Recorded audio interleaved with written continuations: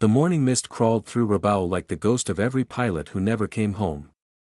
Lieutenant Takashi Yamamoto sat on the wing of his Mitsubishi A6M0, cleaning his goggles with a cloth that had belonged to his brother. His brother had died over Midway 8 months ago. The cloth was all that remained. Around him, the airfield stirred to life. Ground crews dragged fuel hoses across crushed coral. Mechanics cursed at stubborn engines. Young pilots gathered near the dispersal hut, smoking cigarettes and trading stories about women they had never touched and victories they had barely survived. Yamamoto watched them without expression. He remembered being that young. He remembered believing the zero made him immortal. 19 kill marks decorated his fuselage. Each one represented a dead man, American, British, Australian, Dutch. He had stopped counting after the first dozen. Numbers meant nothing when you could still see their faces in your dreams. Ensign Koji Tanaka jogged across the field, waving a photograph. At 21, Koji still had the enthusiasm of a flight school cadet. He had joined the squadron 3 weeks ago with 4 kills from the Dutch East Indies and absolute faith in Japanese superiority. Yamamoto had been assigned to keep him alive. So far, he was failing at finding a reason to care. "Lieutenant. You must see this." Koji thrust the photograph into Yamamoto's hands. "A reconnaissance pilot brought it back this morning. The Americans have a new fighter." Yamamoto studied the blurry image. The aircraft looked strange, bent wings angled downward like a bird that had broken both arms. The propeller seemed enormous, far larger than anything he had seen on American planes. The fuselage was thick and heavy, built like a flying tank rather than a graceful fighter. "What is it?" Koji asked, practically bouncing with curiosity. "Trouble," Yamamoto said quietly, but Koji laughed and snatched the photo back. He ran to show the other pilots, and soon the dispersal area filled with mockery.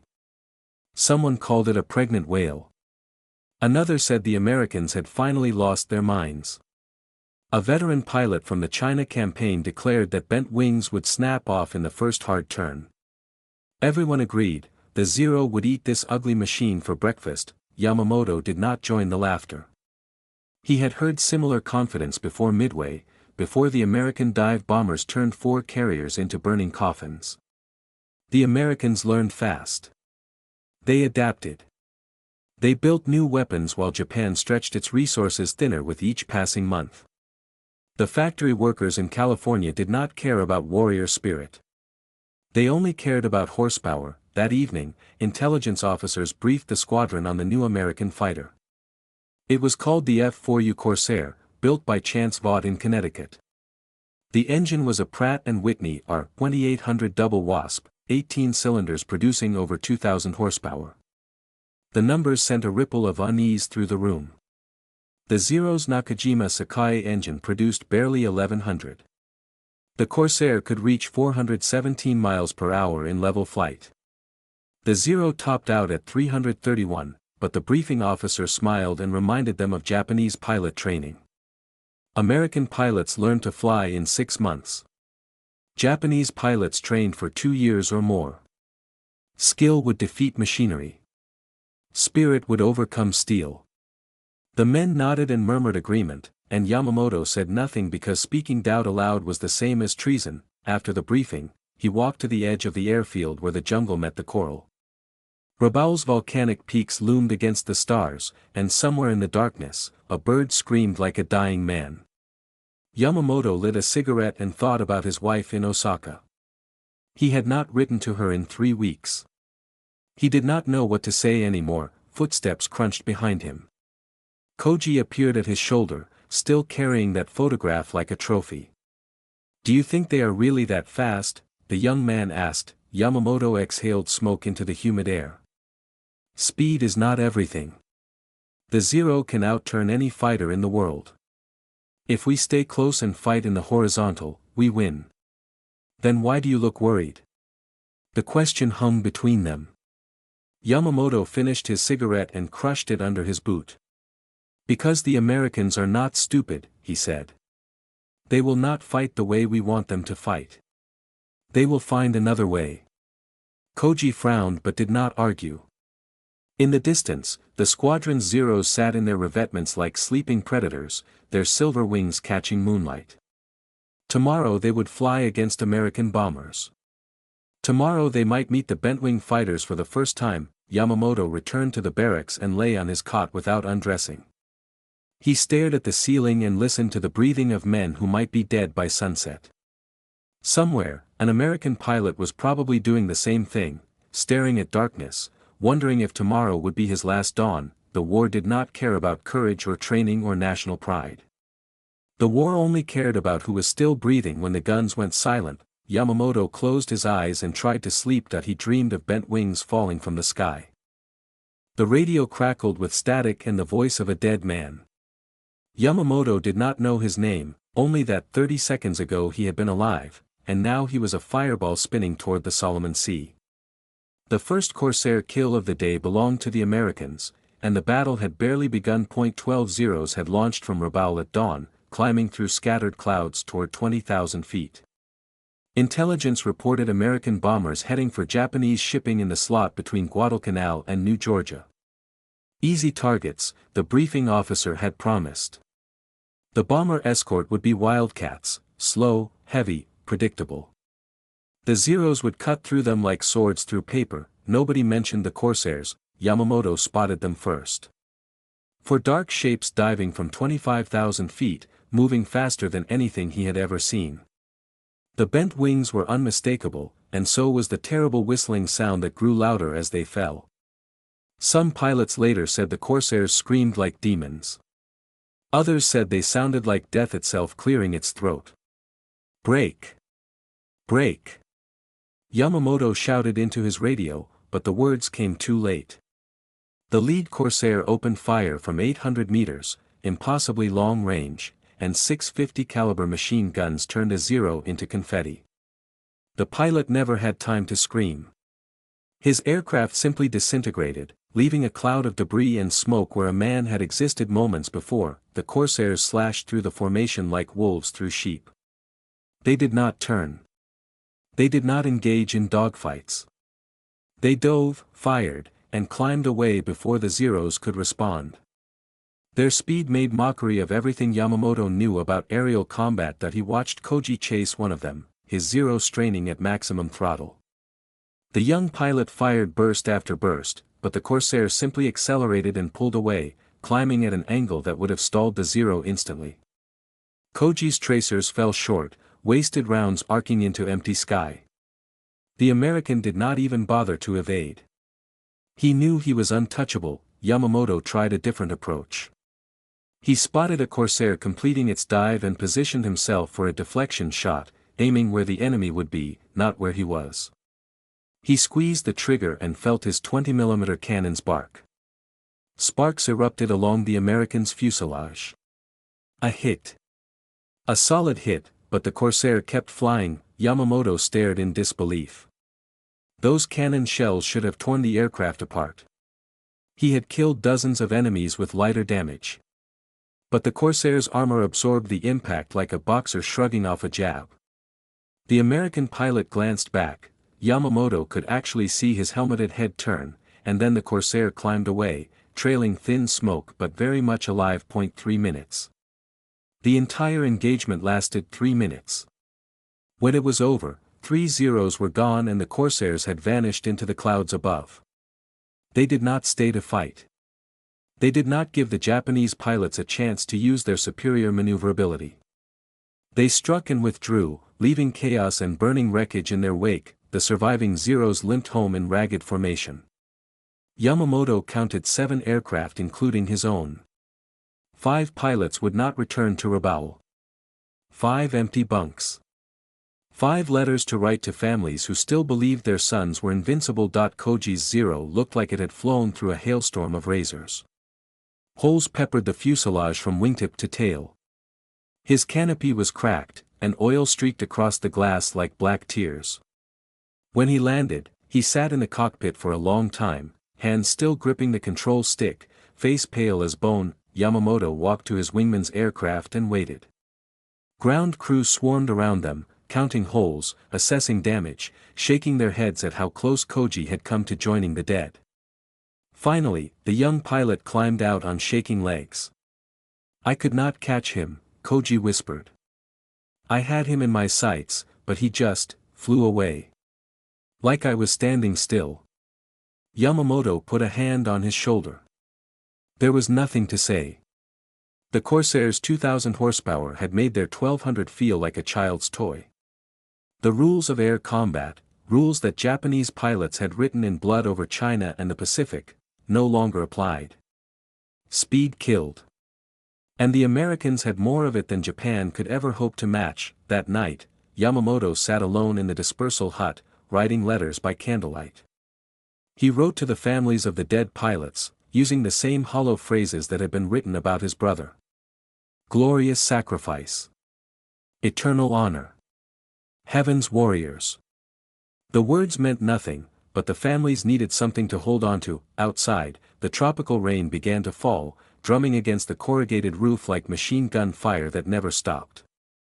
Yamamoto listened to it and thought about the Corsair pilot who had looked back at him.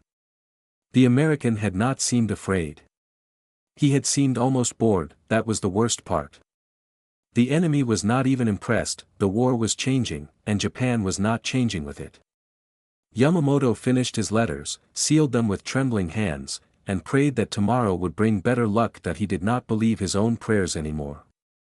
Rain had fallen on Rabaul for 11 days straight, and the silence between missions was worse than combat.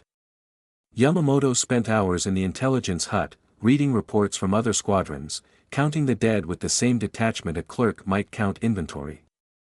The numbers told a story that no one wanted to hear. February had been catastrophic. March was worse. Corsairs and their pilots from Marine Fighter Squadron 124 had torn through Japanese formations with mechanical precision. The Americans called their tactics boom and zoom, dive from altitude, attack at high speed, climb away before the Zeros could respond. It was not elegant. It was not sporting. It was brutally effective. The Zero had been the terror of the Pacific for 2 years. Its incredible maneuverability had destroyed everything the Allies threw against it.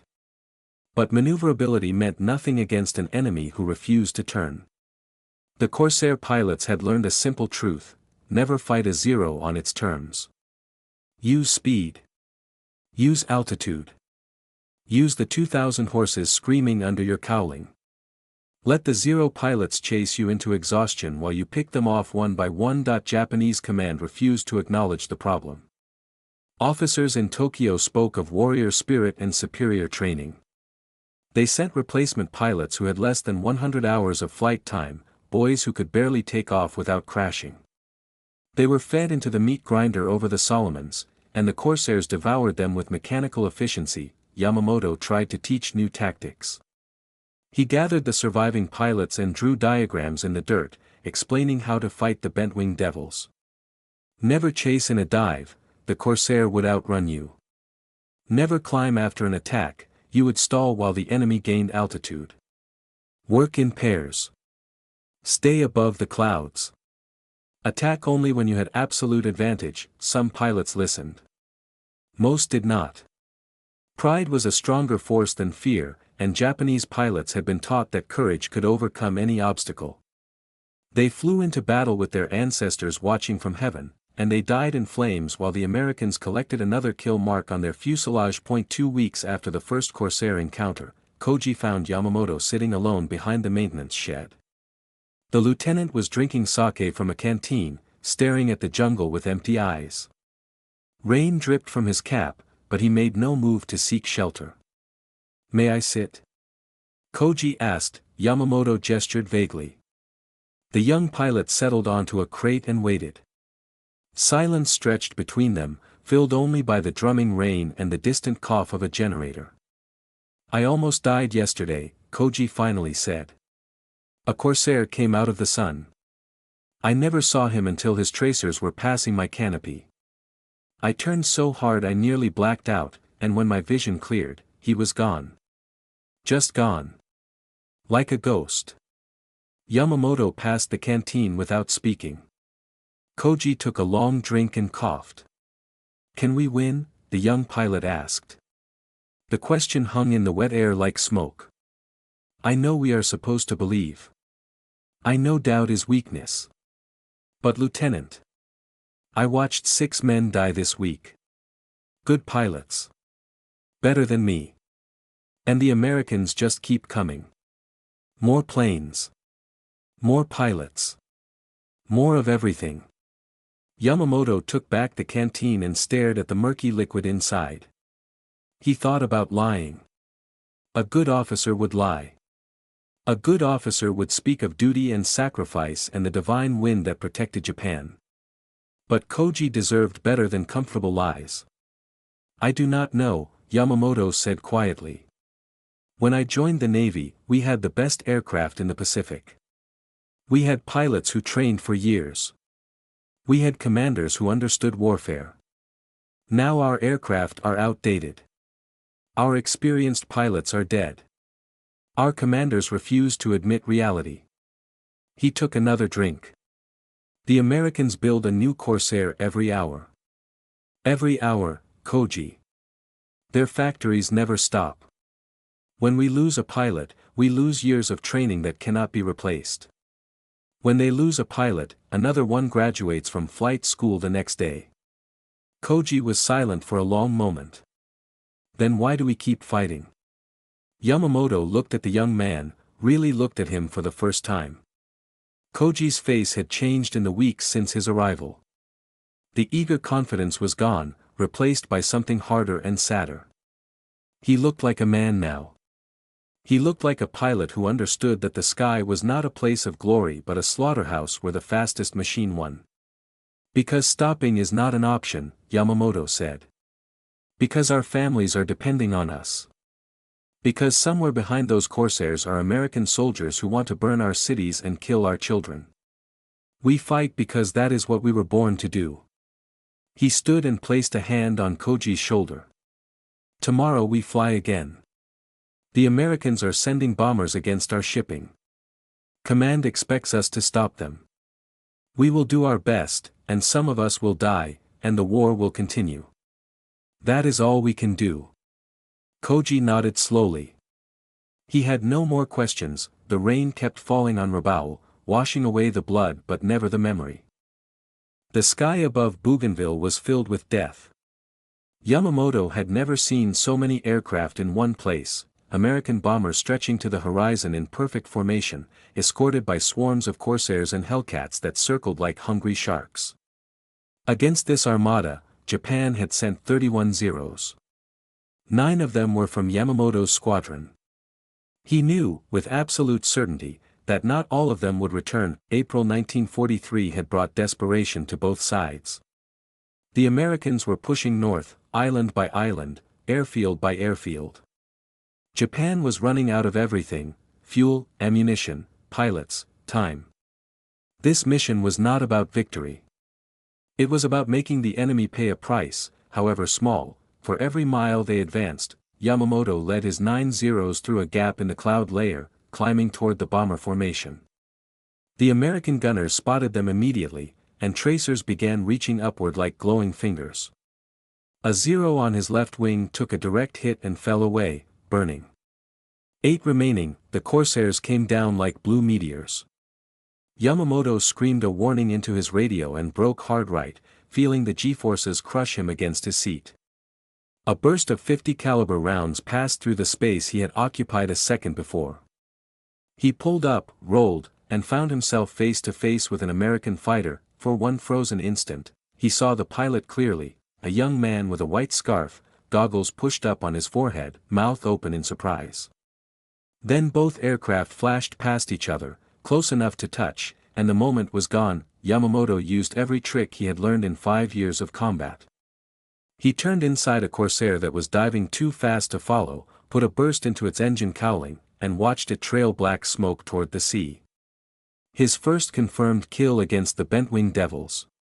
It felt like nothing. It felt like spitting at a typhoon. Around him, his squadron was dying. He heard their voices on the radio, calm reports, desperate warnings, final screams that cut off mid-syllable. He could not help them. He could barely help himself. The Corsairs were everywhere, falling from above, climbing from below, attacking from angles that should have been impossible. Koji's voice crackled through the static. Lieutenant. I am hit. Engine is failing. Yamamoto searched the chaos until he spotted his wingman's Zero, trailing smoke from a shattered cylinder head. Koji was losing altitude, his propeller windmilling uselessly as the engine died. Two Corsairs had spotted the wounded aircraft and were circling like vultures. Disengage. Yamamoto ordered. Head for the clouds. I will cover you. But Koji did not disengage. Instead, his crippled Zero turned back toward the fight, climbing on whatever power remained. I will not leave you, the young pilot said. His voice was steady now, calmer than Yamamoto had ever heard it.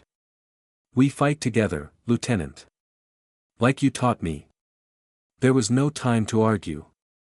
The two Corsairs were diving on Koji, and Yamamoto threw his Zero into their path, firing everything he had. His cannons roared. His machine guns chattered. One Corsair broke off, startled by the sudden attack. The other kept coming. What followed was the longest 3 minutes of Yamamoto's life. He and Koji flew together in perfect coordination, covering each other's blind spots, turning in unison like birds in migration. They had practiced this 100 times over Rabaul, but practice was nothing like the real thing. The real thing was fire and smoke and the constant rattle of bullets punching through aluminum skin. One Corsair went down, hit by a deflection shot that Yamamoto would never be able to repeat. Another broke off with a damaged aileron, limping toward the distant American fleet. But two more had joined the fight, and Koji's engine was dying, and the ammunition counters were spinning toward zero. Yamamoto heard the impact before he saw it. A sound like hammers striking metal, followed by a terrible roar as Koji's fuel tank ignited. The Zero became a torch, flames pouring from every seam and rivet. Through the fire, Yamamoto saw Koji's silhouette still fighting the controls, still trying to fly. Get out! Yamamoto screamed. Koji! Get out! But there was no parachute. There was no escape. The Zero spiraled downward, burning bright against the blue Pacific, and Koji rode it all the way to the water. He was 21 years old. He had been a pilot for less than 6 months. Yamamoto flew home alone. His aircraft was riddled with holes, his ammunition was exhausted, and his heart was empty. He landed at Rabaul as the sun set, painting the sky the color of blood. Ground crew surrounded his Zero, counting damage, marveling that he had survived. He ignored them all. He walked to the barracks through the gathering darkness. Koji's bunk was already being stripped by orderlies who had done this too many times to feel anything. On the small table beside the bed was an unfinished letter, the ink still wet where Koji had been writing that morning. Yamamoto picked up the pen. The letter was addressed to Koji's mother in Nagasaki. It spoke of honor and duty and the beauty of flying. It did not mention fear. It did not mention the Corsairs that haunted every pilot's dreams. Yamamoto sat down and began to write. He would finish the letter.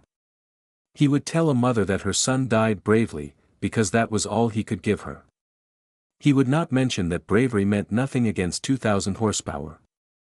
He would not mention that the sky had become a graveyard where courage went to die. Outside, the tropical night swallowed Rabaul whole. Somewhere over the Solomons, American pilots were celebrating another victory, painting another kill mark on their bent-wing fighters. The war would continue. The killing would continue. And Yamamoto would fly again tomorrow, because that was all he knew how to do. He finished the letter, sealed it with steady hands, and waited for dawn.